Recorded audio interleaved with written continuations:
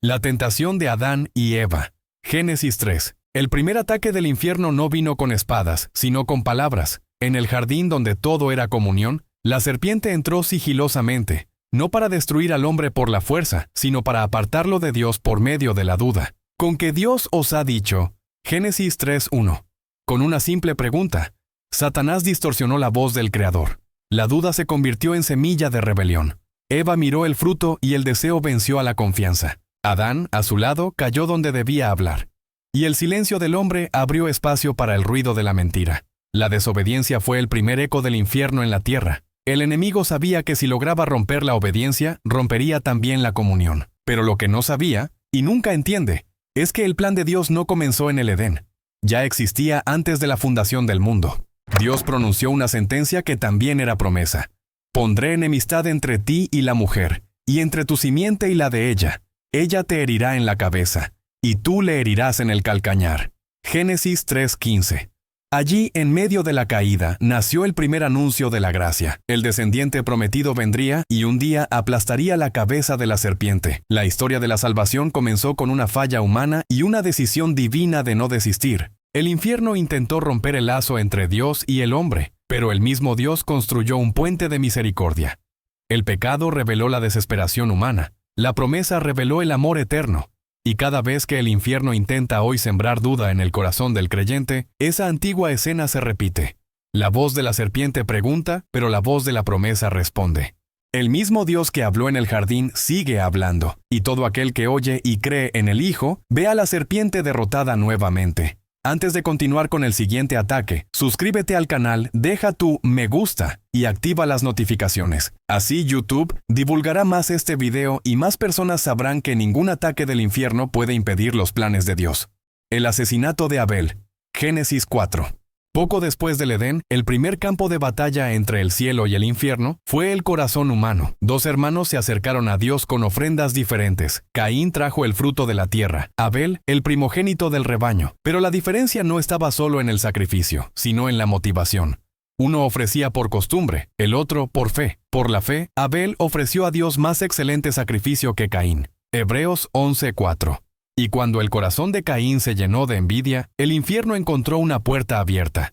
Satanás, que antes habló por medio de la serpiente, ahora susurraba dentro del hombre. Aquel creado a imagen de Dios levantó la mano contra su propio hermano, y la sangre de Abel cayó sobre la tierra. La primera sangre inocente derramada. El enemigo creyó haber vencido. Si la promesa de redención venía por la descendencia de la mujer, matar al justo parecía el modo de detener el plan. Pero el cielo ya tenía preparado un sustituto. Y conoció de nuevo Adán a su mujer. Y ella dio a luz un hijo, y llamó su nombre Set, porque, dijo ella, Dios me ha concedido otro descendiente en lugar de Abel. Génesis 4:25. El infierno intentó callar la voz de la fe, pero la sangre de Abel siguió hablando. Hebreos 12:24. La muerte no silenció la adoración, solo la hizo eterna. Y desde entonces, cada vez que el enemigo intenta borrar al justo, Dios escribe un nuevo nombre en la historia. El mal puede tocar el cuerpo, pero no el propósito. El infierno puede interrumpir una vida, pero no el plan divino que representa. Lo que el infierno llama final, Dios lo transforma en continuidad. Caín mató a Abel, pero Dios levantó a Set. El propósito siguió su curso y la línea de la promesa continuó. La sangre clamó desde la tierra, y el cielo respondió con esperanza. El infierno intentó destruir la semilla de la fe. Pero Dios mostró que su plan no depende de la permanencia de los hombres, sino de la fidelidad de su propio amor. La corrupción antes del diluvio. Génesis 6.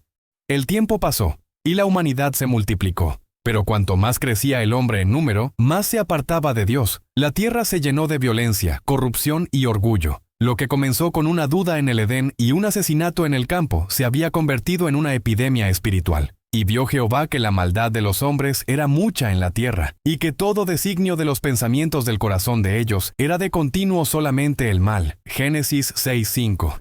El infierno creía haber ganado. La creación divina parecía irreconocible, y la raza humana estaba al borde de la autodestrucción. Si todos se corrompían, no habría descendencia para cumplir la promesa hecha a la mujer. Era el golpe más amplio del enemigo, corromper a toda la humanidad. Pero en medio del caos, la mirada de Dios encontró a un hombre. Noé halló gracia ante los ojos de Jehová. Génesis 6:8. Noé no era perfecto, pero era diferente. Mientras el mundo se burlaba, él escuchaba la voz de Dios. Mientras los hombres construían imperios, Noé construía un arca. Mientras el infierno intentaba destruir la tierra, Dios preparaba un refugio sobre las aguas. El diluvio vino como juicio, pero también como purificación. Las aguas que cubrieron la tierra no fueron el fin. Fueron un nuevo comienzo. El plan divino no murió ahogado. Fue preservado dentro de un barco hecho de fe y obediencia. Cada golpe del martillo de Noé era una predicación silenciosa. Mientras el mundo reía, él anunciaba que aún había gracia. Y cuando la puerta del arca se cerró, no fue solo una puerta de madera, fue la puerta de la misericordia abriéndose hacia el futuro. El infierno quiso exterminar a la raza humana, pero Dios salvó a una familia. El enemigo quiso borrar la historia, pero Dios escribió un nuevo inicio. El mismo Dios que preservó a Noé preserva hoy a quienes caminan con él en medio de la corrupción. Cuando el mundo se ahoga en maldad, la fidelidad sigue siendo un arca que flota sobre el caos. La esclavitud en Egipto, Éxodo 1:2. Pasaron los siglos y los hijos de Noé se esparcieron por la tierra. Entre ellos, Dios escogió un pueblo, los descendientes de Abraham. Un pueblo nacido de una promesa, que llevaba el hilo rojo de la redención. Pero donde hay promesa, el infierno prepara oposición. Egipto, símbolo de poder y dominio, se convirtió también en símbolo de cautiverio. El faraón temía el crecimiento de los hebreos y decidió detenerlos por medio de la opresión. La esclavitud fue el instrumento humano de un plan espiritual más profundo. El enemigo quería aplastar al pueblo del pacto, silenciar el clamor de la fe e impedir el nacimiento del libertador. El rey de Egipto habló a las parteras de las hebreas, diciendo: «Cuando asistáis a las hebreas en sus partos, si es hijo, matadlo, y si es hija, viva». Éxodo 1:15-16. Era más que política, era guerra espiritual. Un decreto de muerte, nacido del miedo, pero inspirado por el infierno. Sin embargo, Dios tiene la costumbre de esconder la vida donde el enemigo siembra la muerte. Las parteras temieron a Dios, y su obediencia anuló el decreto del rey. Entre los niños que nacieron había uno destinado a cambiar la historia: Moisés. Irónicamente, el bebé que el faraón quiso eliminar fue criado dentro de su propio palacio. La hija del faraón lo encontró entre las aguas y lo adoptó. Mientras el infierno tramaba el exterminio, Dios entrenaba al libertador en la casa del opresor. El infierno no entiende la ironía divina. Dios transforma el campo de batalla en cuna, y el enemigo se convierte en tutor involuntario del plan que quería destruir. Cuando Moisés creció y se levantó contra la opresión, Egipto descubrió que la fuerza humana no puede detener el propósito de Dios. El cautiverio se convirtió en escenario de liberación, el lamento del pueblo, en melodía de promesa cumplida. El infierno quiso eliminar la semilla de la libertad, pero Dios la convirtió en instrumento de redención. Y aún hoy, cuando el enemigo intenta encadenar, el Señor sigue levantando libertadores en medio de las prisiones. La persecución de David por Saúl. 1 Samuel. El pueblo de Israel ya estaba libre de Egipto, pero la guerra espiritual nunca cesó. El infierno cambia de táctica. Si no puede oprimir desde fuera, intenta corromper desde dentro. Después de los jueces, Israel pidió un rey, y Saúl fue elegido. Pero cuando su corazón se llenó de orgullo, Dios retiró su espíritu y preparó a otro ungido, David, el pastor de Belén. David no era soldado ni príncipe, solo un joven con fe y valor. Con una piedra derribó al gigante que todos temían. La victoria lo hizo famoso, pero también despertó los celos del rey, el mismo canto que celebraba a David. Saúl mató a 1000 y David a 10,000. Se convirtió en el sonido de la envidia en el corazón de Saúl. Y desde aquel día Saúl miró a David con malos ojos. 1 Samuel 18:9. Desde entonces comenzó la persecución. El diablo usó los celos para intentar destruir al escogido antes de que llegara al trono. Durante años, David vivió como fugitivo, escondido en cuevas, rodeado de traiciones y peligros. El hombre ungido para reinar corría ahora para sobrevivir. Parecía el fin del plan, pero era el inicio de su preparación. En cada huida, Dios le enseñaba a David a depender más de la presencia que de la posición. En las madrugadas del desierto nació el salmista que aprendería a decir: «Aunque ande en valle de sombra de muerte, no temeré mal alguno, porque tú estás conmigo». Salmo 23:4. El infierno quiso paralizar al ungido, pero Dios lo estaba entrenando. Las cuevas de Adulam se convirtieron en escuela de valientes, las lágrimas de David en combustible de adoración. El hombre que sería rey primero aprendió a ser siervo, y el guerrero que conquistaría naciones primero venció al enemigo interior. Saúl cayó por su desobediencia, y David subió por el camino de la fidelidad. El trono que el infierno intentó impedir se convirtió en símbolo de una línea que culminaría en el Mesías. El enemigo persiguió al rey terrenal, pero Dios preparaba al rey eterno. El infierno quiso eliminar al ungido, pero terminó presenciando el nacimiento de una adoración que atraviesa los siglos. La matanza de los inocentes en Belén. Mateo 2. El tiempo pasó, y la promesa anunciada en el Edén comenzó a tomar forma visible. El Hijo de Dios estaba a punto de entrar en la historia, no en gloria, sino en humildad. Un niño nacido en Belén. El cielo se abrió con cánticos de ángeles, y la tierra se llenó de esperanza. Pero donde el cielo se mueve, el infierno se agita. La noticia del nacimiento del Mesías encendió la furia del enemigo. Herodes, rey de Judea, oyó de los sabios de Oriente que había nacido el rey de los judíos. Asustado y dominado por el miedo y la ambición, planeó eliminar la amenaza. Detrás del trono de Herodes, la sombra del infierno soplaba la misma intención antigua: impedir el nacimiento del libertador. Entonces Herodes, viéndose burlado por los magos, se enojó mucho y mandó matar a todos los niños menores de 2 años que había en Belén y en todos sus alrededores. Mateo 2:16. Fue una masacre silenciosa, cruel, calculada. El llanto de las madres subió al cielo como un eco distante del dolor de Egipto, cuando otro rey también había decretado la muerte de los niños hebreos. El infierno repetía su viejo patrón, creyendo poder frustrar el plan divino matando la semilla antes de que floreciera. Pero Dios iba un paso adelante, siempre lo ha estado. He aquí el ángel del Señor apareció en sueños a José diciendo: «Levántate, toma al niño y a su madre y huye a Egipto». Mateo 2:13. La misma tierra que antes fue prisión se convirtió en refugio. Mientras el enemigo buscaba sangre en Belén, el hijo de la promesa estaba ya seguro en los brazos de María, caminando bajo la dirección de Dios. El reloj divino siempre se adelanta al golpe del infierno. La matanza de los inocentes fue otro intento de apagar la luz. Pero la luz del mundo no puede ser extinguida por decretos humanos. Cada lágrima derramada en Belén sería recordada en el Calvario, donde otro inocente moriría, no por error, sino por amor. El infierno quiso impedir el nacimiento del Salvador, pero Dios usó incluso la huida para cumplir las profecías. Aquel que escapó del odio de Herodes destruiría un día el imperio de las tinieblas por medio de la cruz.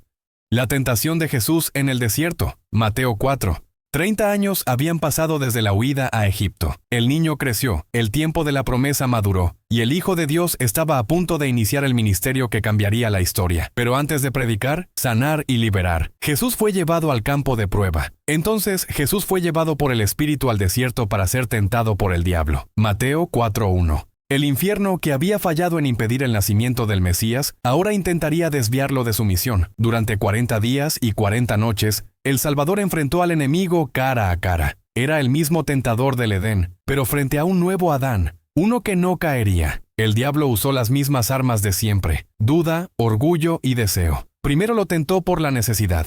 Si eres hijo de Dios, di que estas piedras se conviertan en pan. Pero Jesús respondió: no solo de pan vivirá el hombre, sino de toda palabra que sale de la boca de Dios. Mateo 4:4. Después lo tentó por la vanidad. Lánzate abajo, porque escrito está. Pero Jesús replicó nuevamente con la escritura. También está escrito: no tentarás al Señor tu Dios. Mateo 4:7. Por último vino la propuesta más sutil y mortal. Todo esto te daré, si postrado me adoras. Mateo 4:9. El diablo ofreció gloria sin cruz, poder sin obediencia, realeza sin redención. Pero Jesús lo reprendió con autoridad. Vete, Satanás, porque escrito está: al Señor tu Dios adorarás, y a Él solo servirás. Mateo 4:10. El infierno intentó manipular la verdad, pero el cielo respondió con la palabra. En el desierto, el Hijo venció donde Adán cayó. El hambre no lo desvió, la soledad no lo corrompió, y la gloria no lo sedujo. Allí, entre las piedras y el silencio, Jesús demostró que el poder del reino no proviene de la fuerza, sino de la fidelidad. El infierno quiso apartarlo del camino de la cruz, y fracasó una vez más. La victoria de Jesús en el desierto fue el preludio de la derrota definitiva de las tinieblas. La crucifixión de Cristo. Lucas 23, Colosenses 2. El plan divino llegó a su punto más alto y más profundo. Después de 3 años de ministerio, milagros y amor sin medida, el Hijo de Dios fue traicionado, acusado injustamente y condenado a muerte. El infierno creyó que, finalmente, había vencido. La cruz, a los ojos del mundo, era el fin. Pero a los ojos del cielo era el cumplimiento de todo lo prometido desde el Edén. Y cuando llegaron al lugar llamado la calavera, allí le crucificaron. Lucas 23:33. El Hijo perfecto fue clavado en el madero, entre ladrones, El creador del universo, suspendido entre el cielo y la tierra, sangraba por las criaturas que lo rechazaron. La multitud se burlaba, los líderes religiosos reían, y el enemigo celebraba en silencio. Cada golpe de martillo parecía eco de la victoria de las tinieblas. Pero lo que el infierno no entendió fue que la cruz no era una derrota, sino una estrategia divina, y despojando a los principados y potestades, los exhibió públicamente, triunfando sobre ellos en la cruz. Colosenses 2:15. La sangre que corría no era señal de debilidad, sino el sello de la redención. El velo del templo se rasgó y el camino hacia Dios quedó abierto. El arma que el infierno usó, la muerte, se convirtió en la puerta de la vida eterna. El madero que parecía instrumento de vergüenza se transformó en el trono de la gloria. En la cruz, Jesús no perdió, venció de una forma invisible, invirtiendo toda la lógica del enemigo. Cuando él dijo, «Consumado es», Juan 19:30, no fue un grito de rendición, sino la declaración de que la deuda estaba pagada, el plan cumplido y la serpiente derrotada para siempre. El infierno pensó que había matado al Hijo, pero solo abrió el camino para la resurrección. 3 días después, la tumba vacía proclamó lo que todo el universo esperaba. El Cordero ha vencido. Aquel que fue herido en el talón aplastó la cabeza de la serpiente. La cruz es el punto donde todo ataque del infierno termina y todo plan divino comienza de nuevo. Allí, la guerra espiritual alcanzó su clímax y la victoria eterna fue sellada con sangre y gracia.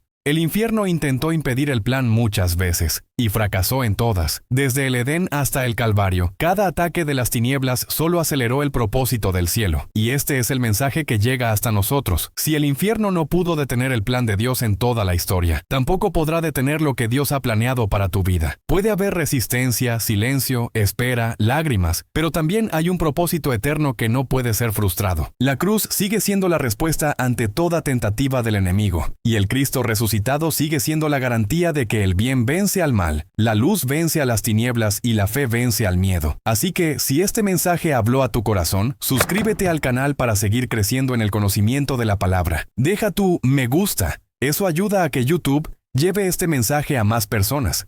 Activa las notificaciones y acompaña cada nuevo video preparado con mucho cariño. El plan divino nunca falla, y si perteneces a él, la victoria ya comenzó dentro de ti. Hasta el próximo video.